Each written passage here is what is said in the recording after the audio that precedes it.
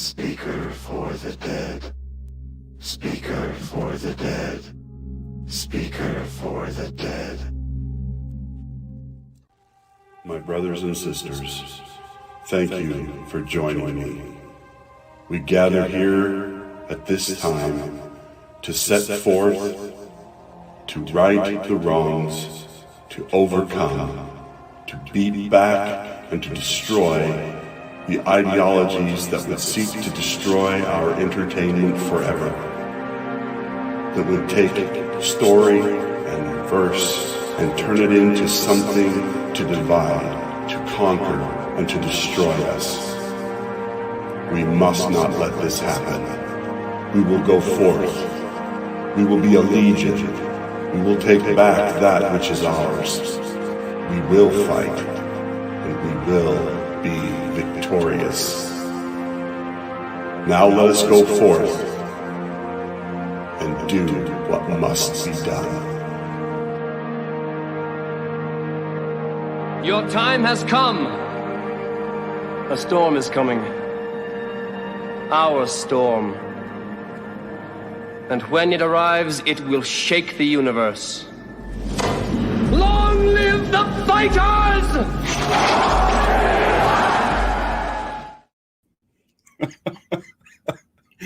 Oh, I love that. That is one of my favorite all-time quotes, one of my favorite all-time movies. I love that film.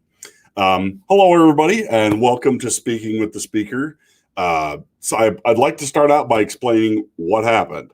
I had to take my wife up to a place where we take our kids for swimming lessons, and they camp up there the whole week. So I had to pull my camper trailer up there for her and get her all set up yesterday. And so there was no way to be here and be there at the same time.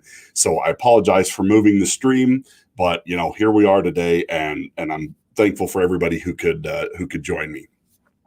So as the intro stated, or the title to the video, to the live stream stated, this is about Chivalry of a Failed Knight. I really like this anime. This was one that I had just seen popping up in my Hulu feed a lot, and I was kind of hemming and hawing, and I was just like, I didn't know if I wanted to watch this one. And it's one of them ones that I went ahead and pulled the trigger on it, even though I didn't know anything about it.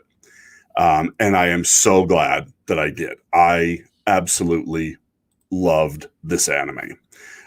It was very surprising, very shocking, and it just, in the way it grabbed hold of me. It grabbed me right from the first episode. The storyline, you get right into the storyline. It's very quick into the action, and it looks like my internet's going really stupid. So I'm gonna jump off the screen here and hope that'll make it look a little bit better. But if I can actually get that to do it. There we go. All right. So that way you don't have to look at me pixelate, which I know that it does when I'm trying to use my camera.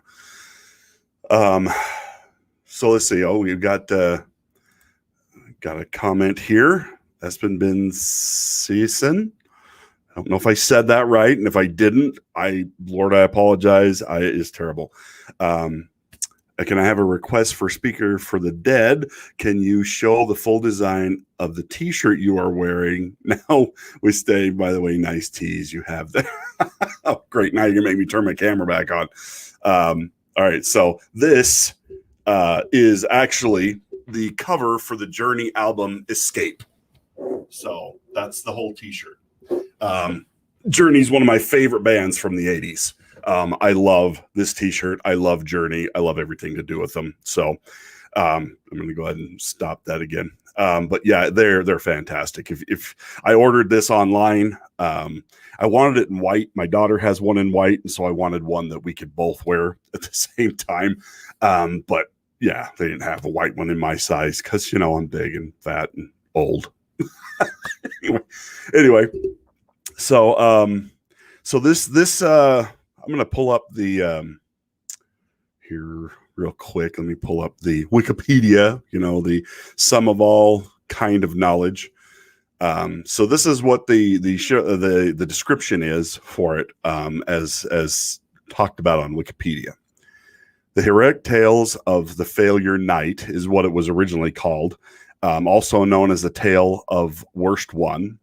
The English title is, of course, failed chivalry of a failed knight. Is a Japanese light novel series written by Ritsu Mizoria and illustrated by Won, W-O-N. The story is set in a fantasy world where the titular failed knight, Iki Korigami, meets Stella Vermilion, who is considered a prodigy. The two make up for each other's weakness in a relationship while training to become knights. First volume was released on July 15th, 2013. The anime adaptation aired late 2015. This, and like I said, I think I saw this last year, about early in the year, so I've been aware of this one and watched it and liked it for about a year. The plot synopsis is a little bit more specific, and I'll tell you, for those of you who don't know, I'll try not to spoil this one.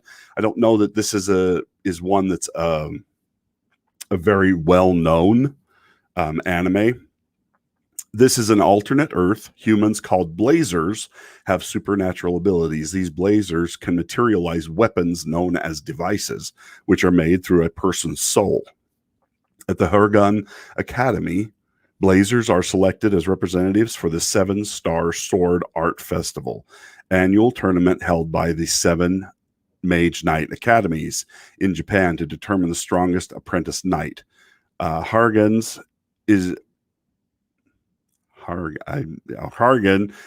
his low magical abilities by performance ranked in the festival. Sorry, skipped a line there. Festival is the Academy director, Korano Shikigami, is determined to find a solution to the problem. Iki Korigami is the Academy's failed F-Knight Blazer and is considered the worst one. For his low magical abilities, but Stella Vermilion, the princess of a European country, Vermilion, is one of the top A-ranked Blazers.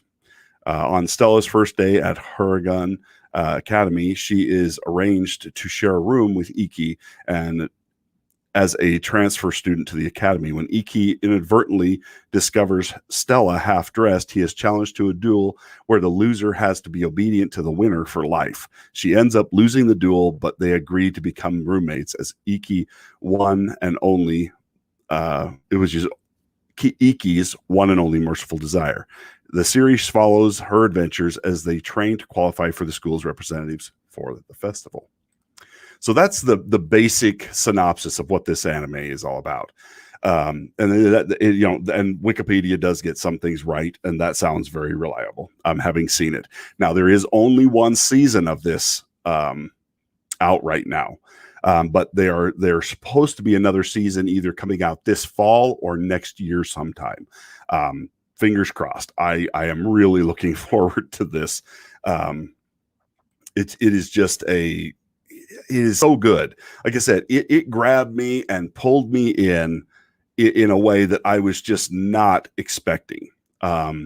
It takes off right from the beginning. It's a little bit slow in the first 20 minutes of the show, but after that, it pulls you in.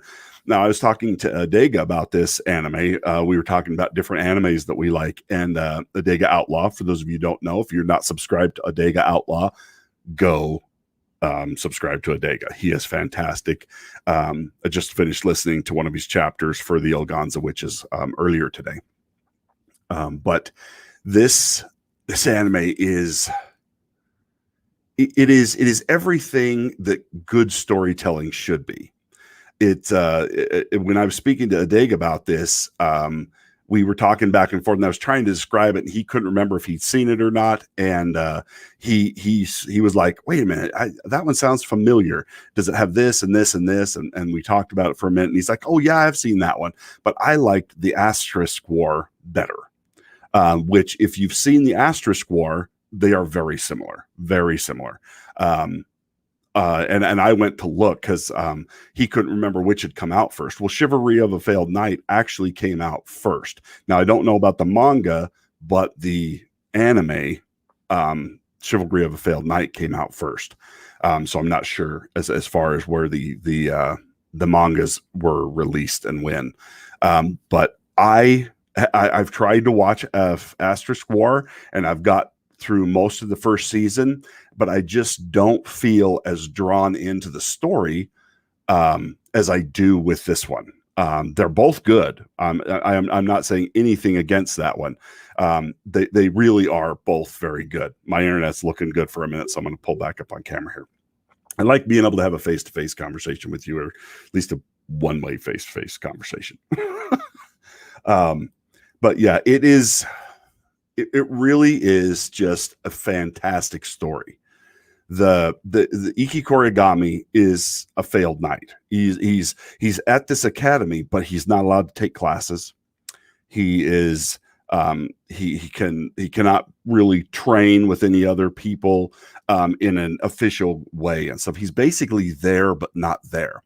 And he was gotten into the school through the efforts of, let me pull up my other monitor here so I can look at this and do two things at the same time. Because walking and chewing gums, it's out. Anyway, there's a Mrs. Yuri is the name of the teacher, and she is really funny. She'll be talking along, and she'll just be like, all right, everybody, we're going to go out there and do our best. Okay. Yay! And then like vomit, lots of blood. But it's like, it's not in like a scary or like a gross, it's like a funny, what she just like, Wah! She like throws up all this blood. And everybody's like, ah, freaking out. And it really is very funny. But this teacher took pity on Iki and basically helped him get into the school.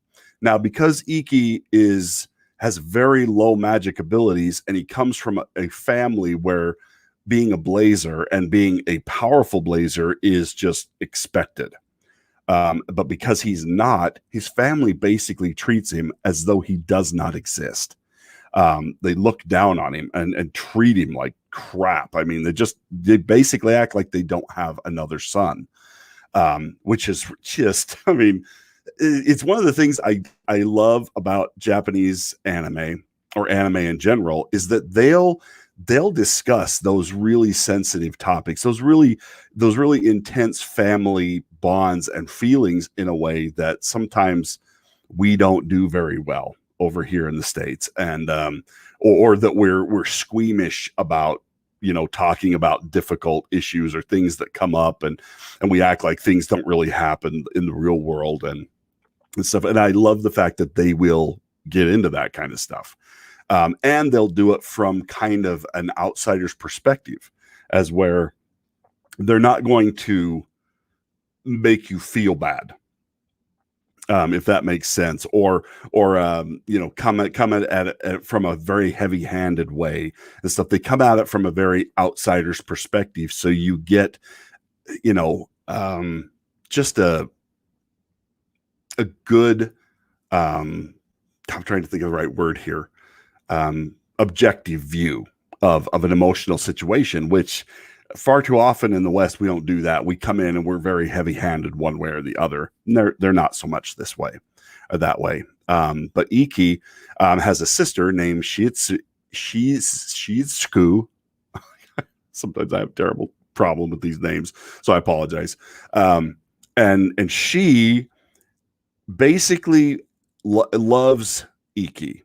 And loves him so much because of the way his family treated him, that her feelings have kind of twisted or evolved into like a romantic kind of love. And she's his full sister. So this is like very taboo, very ew, from a Western perspective, and maybe everywhere perspective and stuff. But she's quite a bit younger than he is. By at least 4 years from the way they make it sound in the anime. But so because of the way their family treated Iki, she kind of gets this warped sense of needing to be all that he ever needs in his life. And it's like I said, it's subject matter that normally you would not see, or somebody'd make a joke about, oh well, that's how they handle it in Arkansas. Like that only happens in Arkansas. I love the fact that people only think that kind of stuff happens in the South. It doesn't. I'm sure it happens in other places too. I mean, back in the olden days, kings and queens married their brothers and sisters to keep the royal bloodline, quote unquote, pure, and stuff like that, which usually led to the decline of the monarchy, because that's not healthy, and that usually leads to problems with kids, and you know the story. Anyway, so that kind of is going on in the background, but the introduction where he meets Stella Vermillion is freaking hilarious. He walks in and she is standing there in her underwear trying to get dressed or undressed, and he walks in and it's standing there and he goes, whoa, and he kind of closes his eyes and covers his eyes. He's like, all right, I'm not going to pretend I didn't just see that, but to make up for it, I'll get naked too. He starts ripping off his clothes so that, it's basically tit for tat. He walked in on her, so he feels like, the only way to fix this is to let her see me in my underwear. Which I guess it was unexpected. Pardon my cough. And very, very funny. I mean, it just, oh my gosh, it just made me laugh so hard, that his reaction, because like, who would do something like that to try and, cover up for it? For a mess up. Most guys would be like, try and fall out of the room. No, not Iki. He's not that kind of guy. Chris Persia. Hey, Chris, welcome.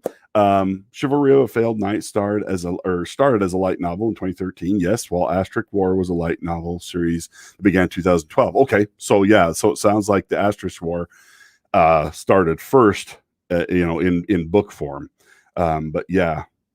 But both had their anime adaptations released at the same time in October 2015. Okay, the internet has that wrong then, because where I went to look it up, it showed that one was released about 6 months in front of the other one. So they may have that wrong on the site that I found it on. But I mean, I think there's room for both of them because they're very similar and yet very different. For example, with this one, like, they actually materialize the weapons from their soul in Chivalry of a Failed Knight. As I was telling you in the description from Wikipedia, which I thought was really cool. They can call these weapons to them anywhere, and then they basically disappear and go back into their soul or however that works. But I really love that, and I love the fact that Iki is not super talented. He is not super popular. He has had a very difficult life, very difficult family life. He has struggled. He is not some OP character that just wins and wins and wins and wins. He does not do that. He has to struggle, and I like that. I like a more underdog story. I like OP characters as well. One Punch Man, that people like that. They're funny, and especially with the way the Japanese handle those. So I do really enjoy those. But this is a work, pull yourself up by your bootstraps kind of story. Hey, Catman, aka DD Myers, how are you? Welcome. Thank you for coming. But yeah, it is. Boy, this one just kind of has it all. You've got the spoiled princess, who you come to find out isn't really spoiled. She has been sequestered most of her life, and she is a prodigy. So she always had all of this ability, this talent, this all this stuff basically handed to her in her life, and she is coming to Japan to test herself, to get outside of that bubble, to see, can I be better? She describes it in the anime as being trapped in a cage of genius, basically, where she feels like she can't stretch, she can't get better. And she wants to be a powerful knight for the sake of her country. Because, I mean, the blazers are used in wars. And they talk about Japan. One of the characters in this, Iki Korigami's grandfather, was actually a knight who helped them win the last World War. Now they don't talk about what World War it was. So I mean, but this is another world based on our world, another dimension, maybe you could call it that. But this, so Iki is a very likable character and a very enduring character. He has to work for what he gets. And it is just, and yet he is very powerful, but he's powerful because of how he's chosen to do what he does, which I really liked. He is a lot of fun and just somebody that I could identify with, as where a lot of the characters on here, I mean, and a lot of different characters in anime are similar to this, but I like the vocal characteristics of the guy they got to play it. His name is Clint Brickham, who plays the voice. Shiatsu was the vocal English vocalist is Juliet Simmons. And Stella Vermillion is played by Lucy Christian. Those are the three main characters. There's lots of supporting characters that also appear in this, and they're a lot of fun. There's a kind of a effeminate male character that he asks to be called Alice. But you know what I love in Japanese anime, like when they deal with gay characters or trans characters or whatever, they are never heavy-handed about it. They just throw in a character and treat it like this is just the way it is. There's no big speeches about like, oh, I am this and should be respect. You know, there's none of that. It is just straightforward, good storytelling where like sexual preferences and political ideologies and all that kind of stuff doesn't even come into it. They just don't mix that into their entertainment. And if they do, it's in very, careful, slight ways so that it's not heavy-handed and it ruins your enjoyment. They really don't do that.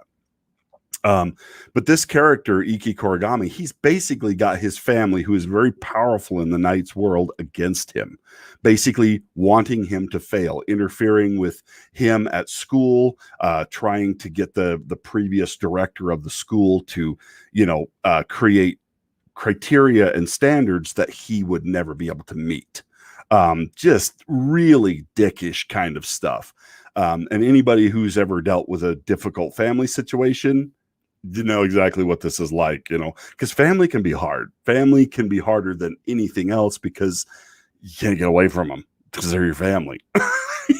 You're kind of stuck with them to a certain extent. But there's because of this, people try and take shots at Iki Korigami. It's really kind of sad. The way he gets treated and the way people go after him. There's one kid in particular that has a bow and like shoots him and tries to get him to fight, knowing he'll get in trouble and get kicked out of the school. He's just a scumbag kid that, is looking to put a notch on his belt and get rid of a competitor all at the same time, and somebody he sees as less than him. There's Ayase, Ayatsujuki, I think is how you say it. Terrible with these names. But she's played by Chelsea Orion McCurdy. And I really liked her character because she ends up being something of a dubious character, but with very good reasons. And that I liked that. I liked that she comes into it and you think she's a good character, and then all of a sudden she's not a good character, and yet she is. It's kind of a flip side where for the first little while you're not sure what kind of a character you're dealing with here. And she becomes a pretty consistent background character for quite a few episodes. In fact, some of my favorite episodes are based on trouble that she's having in her life, that because she's gotten involved with Iki and Stella, that they end up getting involved in this storyline as well. Basically, it's a storyline between her and her father and a person who stole their dojo from them in a kind of a crooked fight. It's just really, really good. The fighting, I really like the way they handled the fight sequences in this. This is not a slow, nobody's doing anything. The fight scenes and the fight sequences in this are really, really well done. And a lot of fun to watch, and very kind of tense, almost finger biting kind of waiting to see what's going to happen. You kind of know what's going to happen, but it's just, but you're never quite sure.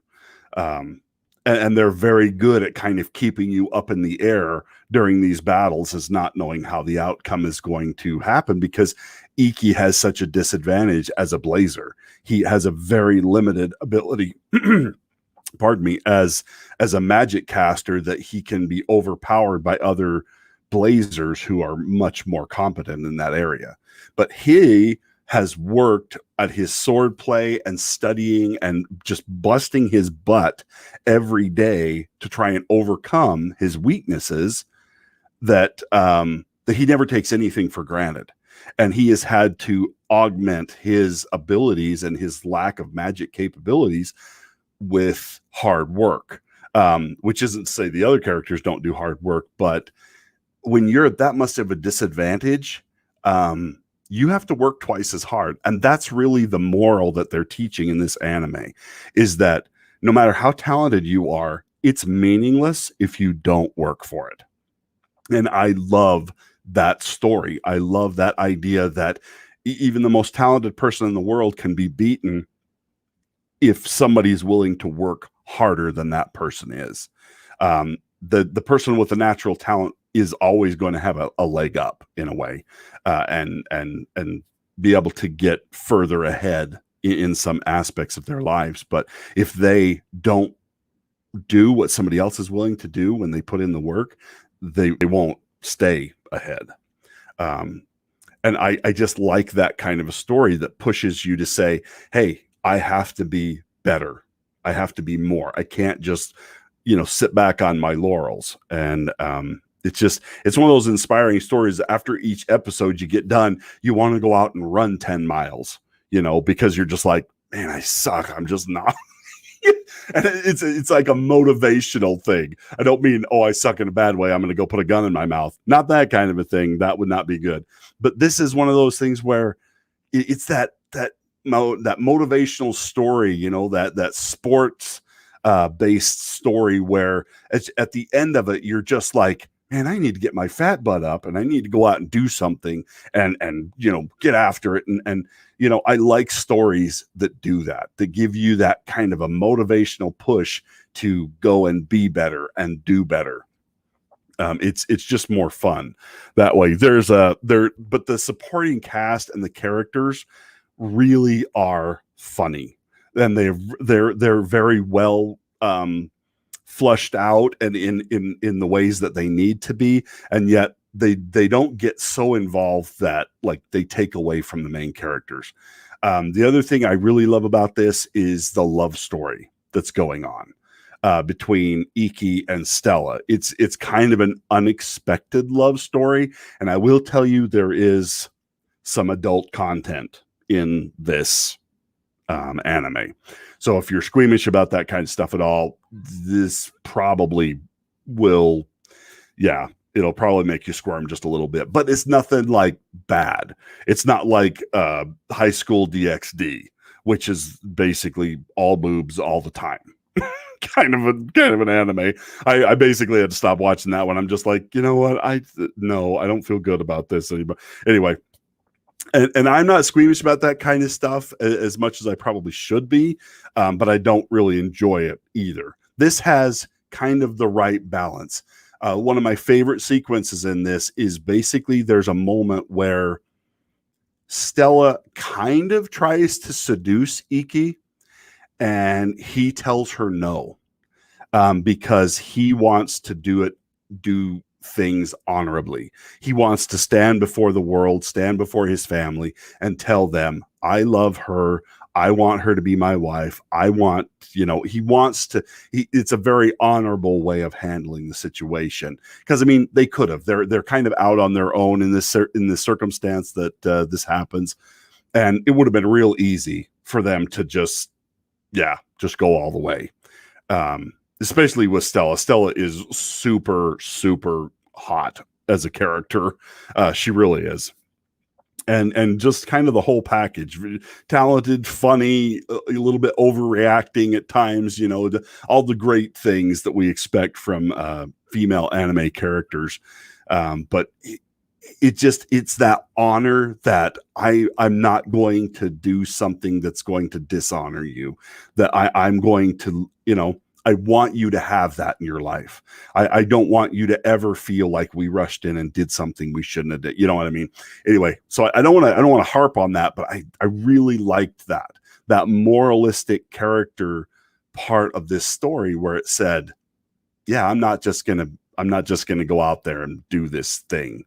This is about more than just sex or whatever. This is something that should be held special. But the character where they call him Alice, he's a really funny character as well. And I don't know if you'd say he was a gay character or just kind of effeminate, but you get a very gay vibe off of him. But you know what? He's a likable, kind of fun character that really kind of connects with Iki Korigami's sister, Shiatsugu. And I think I say her name different every single time I say it, so I apologize for that. But yeah, no, and so they kind of develop this friend relationship because they're roommates. And the idea of having roommates that are both male and female, co-ed, kind of situations. I just thought that was an interesting thing to throw in here because it's not something that you normally see. Normally it's very like, all right, boys over here and girls over here because they don't trust anybody. And so it's kind of an interesting idea to throw them in there and just say, hey, look, you grow up, we're going to put you in dormitories with male and female and figure it out, and there better not be anything going on that shouldn't be going on. But you know what, that grow up, it's time to be adults. Even though they're basically high school kids, and we all know how high school kids are. Because we were all high school kids at one time. But no, this there's some of the teachers.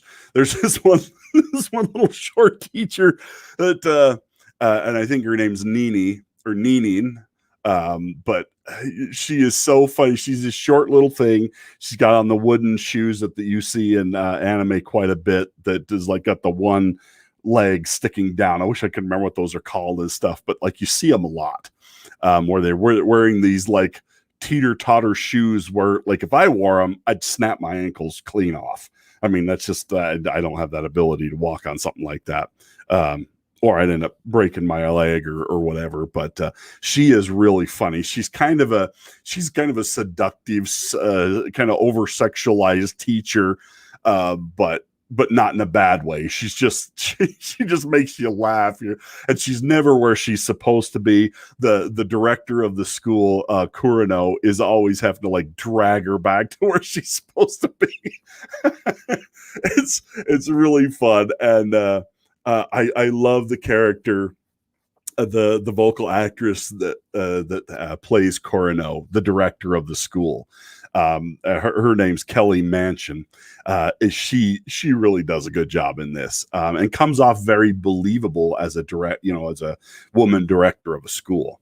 And you really end up liking her very much because she's fair. She wants people to, excel. She's everything that a school principal or director or whatever you want to call them should be. It's everything you'd want your kids as, teacher or principal to be like. But some of the sideline characters there, we've got Kitana, the Toruka. She's like the lightning. Her blazer weapon gives her the ability to focus lightning and stuff like that. And she's like the number one girl at this school. She's voiced by Stephanie Whittles, and she's a fun character. And they're so you meet the student body, and the student body presidents are really fun. Or the secretary, the president, they're a fun character group. And because of Iki and Stella's abilities and stuff, and they're winning in these tournaments, that because that's the whole crux behind this is Iki's been told if he wins the 7-star tournament, then he will be allowed to graduate regardless of them holding him out of classes and not having a proper scale to measure his abilities, because he's such a weak blazer. And so he has to win. And so basically this is the first semester that we see these kids, and they have to fight each other in one-on-one combat battles and to decide who's going to the 7-star tournament. And it really is an interesting one. I mean, you get to see all these different abilities and the kids going one-on-one against each other, kind of what we've seen in shows like My Hero Academia, and quite a few others and stuff. But it's just it's done in a very interesting and different way. That's why I never feel like, even though I see very similar things in anime, I never feel like I'm watching the same thing over and over, because they're always able to kind of turn and make it just different enough that even though it's a similar situation, it's very different. I've just finished watching the first season of Rise of the Shield Hero today, because this is my last day of my week off, and then I'm going back out on the road. But I really have enjoyed that. Not as much as I think my kids have enjoyed it. That's one I'm probably going to have to watch a couple times to really get a feel for. It wasn't one that I was just like blown away by immediately, but I liked it. But there come kind of some similar tropes that you see in that one that you see in this one. Very different circumstances, but kind of similar in the tropiness of them. But it just, I don't know. I'm always amazed at how they can take very similar stories and make them so interesting, regardless of how many different ways they've already been done. And it just kind of goes to show just exactly how competitive the anime market is. You can't just sit on your laurels. You can't just sit around and go, yeah, I'll just do what everybody else has done. They're not rehashing old ideas. They're taking old ideas and making them new and better every single time. They're not just doing what Hollywood's doing, which is basically regurgitating old ideas as brand new and then like making them worse. I mean, that's something that the Japanese seem to be wanting to make it better, not actually worse, which is something to be praised. I think that they're actually trying to do that. But there's kind of a scumbag character in this. He's the guy that you just love to hate, and his name's Mamoru. Yeah, Akaze. Gesundheit. But he's kind of this fat character that is being used by the family through the national like night committees and stuff like that to try and take Iki down, basically accusing him of having a unsanctioned relationship with Stella, basically, because she's a princess.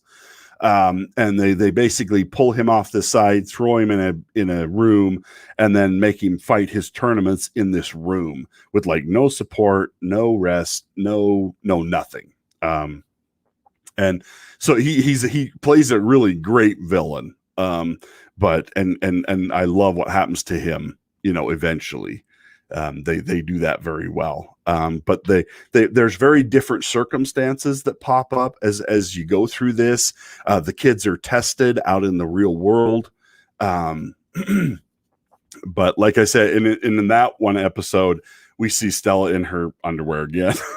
She's in her underwear a lot in this. But it's done in a way is that she is the distraction while the other characters get into place to take out the bad guys. So it's not just like, oh yeah, they got her naked, just get her naked, or half naked or whatever. There's actually kind of a reason for that to happen. Which more often than not in some of these, there's like, nope, they just wanted to get a girl naked so that the artist could draw boobs and stuff. One of my favorite animes is called Regular Life with Monster Girls. Monster Mizume, I think is what it's called. I love that one. It's a kind of a guilty pleasure of mine. I shouldn't like it, but I do, mainly because of the reactions of the guy character in that. And I'm probably going to talk about that one here in a couple of weeks. There's only one season of it, but it just makes me laugh every single time because of what happens to this guy and what he gets put through. I love that. It's one of the things I really hated about High School DxD is the main character guy is such a pervert. I want to watch him get shoved out a window, and yet he has these moments where he's not like that. But I love the kind of innocent male protagonist that they use in these shows and the reactions that they always give them when some girl says something that's overly suggestive. I watch it basically just for the reactions. Hail, Curtis. Thanks for popping in. Welcome. But yeah, no, it is just, it really makes me laugh. If you have not seen this anime, this is one I can suggest wholeheartedly. It's kind of the all around good. You've got action, love story, like a good love story, not like a stupid, trite, idiotic love story. It's a love story that actually makes sense. From two characters that are having to depend on each other and are trying to learn from each other. And there's a lot of sexual tension that ends up being quite funny and yet really heartwarming at the same time. So I would actually like to get this and read this in the light novel form at some point, just to see, how closely they stuck to the original content for the anime. But seriously, if you have not seen this one, I recommend this one very highly. And it won't take you very long. I think it's 12 or 15 episodes. I can't remember right off the top of my head. But you will enjoy it. I did. It grabbed hold of me and held me all the way through. Like I said, once I started watching this, I couldn't stop watching it. Every episode just got better and better and better. The characters became more in depth. And so it was a lot of fun, and I spent quite a bit of time I've rewatched this one several times. That's how much I like it. I usually don't rewatch ones that I don't care for. Anyway, that's really all I have to say on this one. This is a little bit shorter stream than I would normally do. I'll pull my camera up here. Hopefully it won't pixelate. I want to thank you guys for being here today. I apologize for moving the stream. Like I said, that made things a little bit more difficult, but it was the only way I could keep a stream and still get my family where they needed to go for the week. But this, you can find this anime on Hulu. I know for sure. And I believe you can find it on Funimation itself, which I'm subscribed to Funimation actually with my son. We share one, but don't tell Funimation that. I'm sure that would make them mad. But anyway, yeah, this one is a lot of fun and just something that you can just get out there and enjoy over and over again. And like I said, the art is fantastic. The way they draw the girls and women in this is really good. The guy characters are likable and fun. And it's just, I would give this one a 9.5 out of 10 for sure. And I think I will review Asterisk War in the future. It's just, I have not been able to get into that one the way this one grabbed hold of me. Not that the other one's bad. It's just this one seemed to have that little bit more of something that connected to me personally more than any of the others, or in the other. Next week on Speaking with Speaker, we'll be back on Sunday, I hope, unless something else crazy goes wrong. But we'll be back next Sunday at 6 p.m. Central Standard Time, and we are going to be talking about the Tomorrow War with Chris Pratt. Just watched it last night. I'm going to mill it over this week, probably try and watch it again. I liked it. I did like it. It has a very Aliens feel to it, which I really liked. In fact, as I got done, I turned to my daughter and I said, "Have you ever seen Aliens?" And she's like, "No." And I'm like, "I'm a terrible father. I should get her." So we're going to try and watch Aliens tonight, but it really had that kind of a feel and a vibe to it, and I really enjoyed it. And Chris Pratt was great in it. But yeah, that's what we are.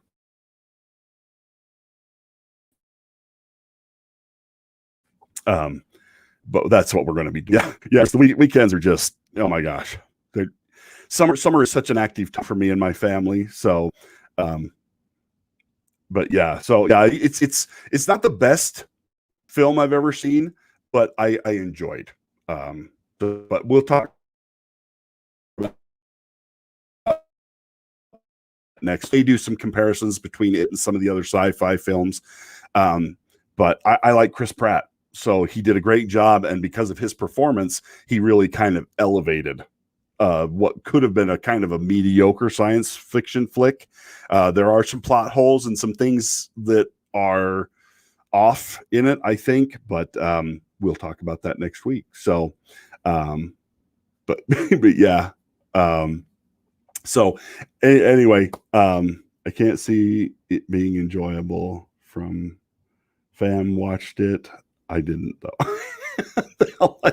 Well, there you go. So yeah, we'll talk about it next week, Curtis, and yeah, we'll really kind of deep dive into that one and go over it, because there's things to like about it, and there's things that were kind of problematic with it that I think they should have handled differently or something. But I did like.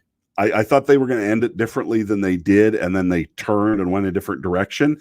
And I did like that. I liked the fact that they surprised me on how they were going to end it. They did not go with the same old way that they could have ended this. They actually did something different, which is surprising for people in Hollywood.